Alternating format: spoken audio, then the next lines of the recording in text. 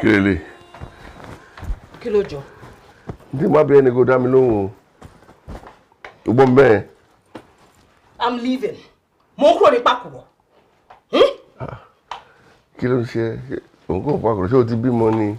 Àbí wọ́n fìyà jẹ? Àbí kí ló ṣẹlẹ̀? Yẹ́n ní ìwọ ni mo ń dúró mi. Kí ló dé?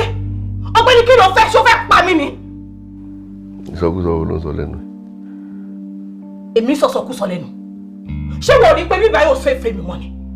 I'm no longer safe here. Stop being stupid. Oh, stupid. I am many things, Lord. But being stupid is not one of them. Ọjọ́ kìíní àná mo kú tó ń bíbá díẹ̀ ló kù. Wọ́n sọ fún mi pé bíbá is safe for me.